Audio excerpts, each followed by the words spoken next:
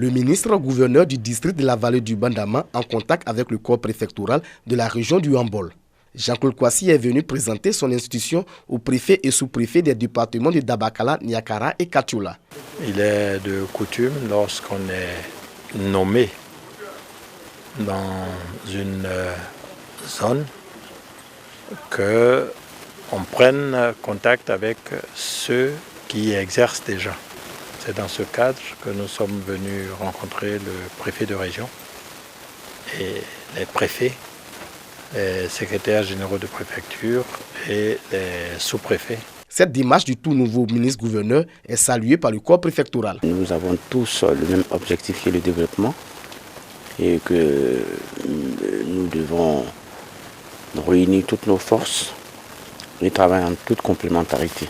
Pour Jean-Claude Kouassi, le district et l'administration travaillent tous pour le développement. Et ensemble avec le corps préfectoral, les élus, les cadres et tous les leaders d'opinion que nous allons former, ce qui va nourrir le schéma directeur de tout le district de la vallée du Bandama, pour nous permettre de travailler en allant à l'essentiel.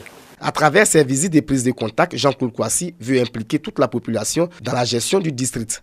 Le district de la vallée du Bandama est composé de 2 régions, à savoir le Gbeke et le Hambol, de 7 départements pour 1 500 000 habitants selon le dernier recensement de la population et de l'habitat.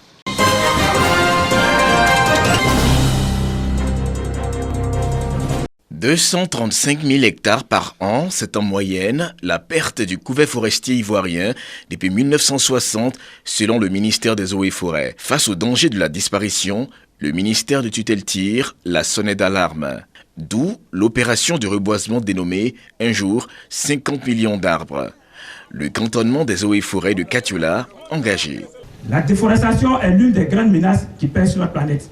Le dérèglement climatique et le réchauffement de la surface de la Terre sont perceptibles. Ce qui a des conséquences multiples qui impactent les efforts de développement. Ces différents phénomènes pourraient s'accélérer si les hommes n'agissent pas pour stopper la disparition de la forêt. Le théâtre des opérations de reboisement Wassinankaa village dans la sous-préfecture de Katioula. Sur 1 hectare, 650 plants de diverses espèces d'arbres sont plantés. Tout le monde sait l'avantage de l'arbre dans le climat et dans la vie des hommes. Et donc c'est un acte majeur que nous venons de poser et nous souhaitons que tout le monde fasse pareil. Tous les ans, on n'a qu'à planter d'arbres. Et moi-même, je vais dire à mes frères, ils n'ont qu'à arrêter de couper les bois là. Les autorités locales encouragent les initiateurs et invitent les populations à s'engager dans la lutte contre la déforestation.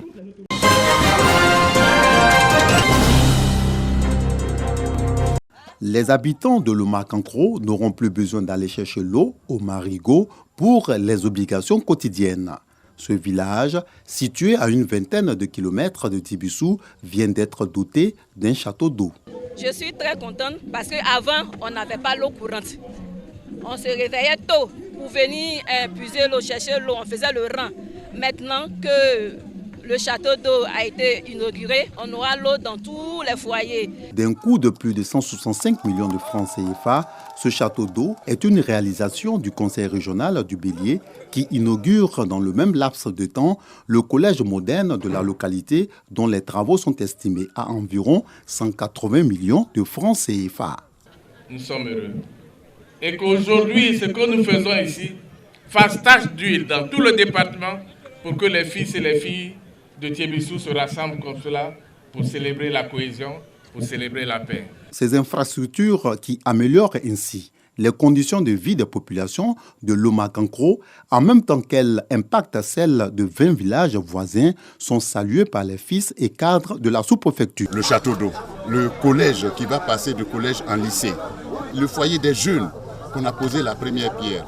Et donc notre action était tournée aussi vers le développement, apporter un mieux-être à nos populations. La cérémonie d'inauguration d'un tout nouveau château d'eau et du collège moderne a été mise à profit par les autorités du conseil régional du Bélier afin de promouvoir l'union et la cohésion pour un développement harmonieux, bénéfique à tous.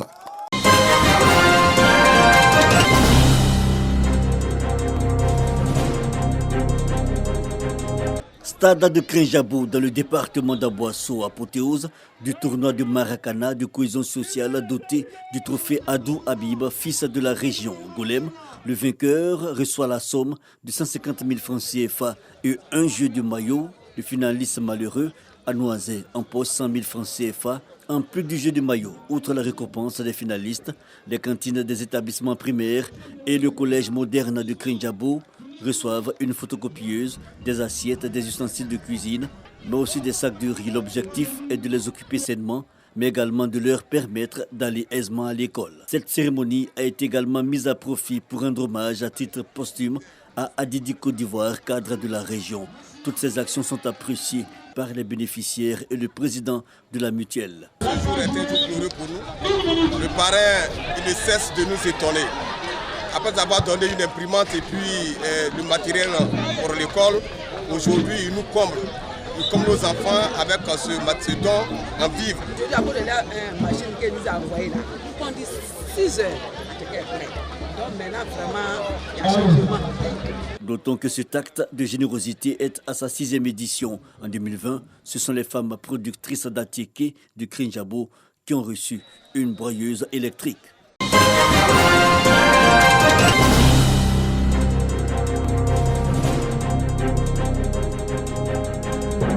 Alors c'est une fois, tant qu'il y a deux fois. Officiellement installé par le sous-préfet et Gaoussou Diabaté, président de la Fédération nationale des unions de jeunesse communale de Côte d'Ivoire, FENEGESI, Massuel Kouassi a prêté serment en tant que nouveau président des jeunes de la commune d'Assini-Mafia. Premier président de la jeunesse de cette municipalité, Massuel Kouassi s'engage à promouvoir l'insertion de la jeunesse dans le tissu social. L'encadrement de la jeunesse, la mobilisation et l'insertion de la jeunesse. Au niveau du développement d'Assini, j'ai d'abord de l'épanouissement et créer un club de football, puis essayer de financer les projets des jeunes. 75% de la population d'Assini-Mafia est composée de jeunes dont l'âge est estimé à 35 ans. Les jeunes, sachez qu'aujourd'hui vous avez un relais auprès de nous et que vous pouvez vous organiser pour que vos doléances, vos besoins soient organisés, structurés et qu'il soit, lui et son équipe, soit votre porte-parole auprès de la commune. Nous avons consacré un pan de notre intervention à l'appel des jeunes à la cohésion sociale. Mais il est également important pour nous d'appeler les jeunes à ne plus avoir le comportement qu'ils ont eu à l'occasion des divergences politiques qui ont opposé des acteurs politiques. La cérémonie d'investiture du président de la jeunesse communale d'Assini-Mafia a enregistré la présence des guides religieux, des autorités administratives, des chefs traditionnels et d'invités spéciaux. Elle a aussi été marquée par les prestations d'artistes.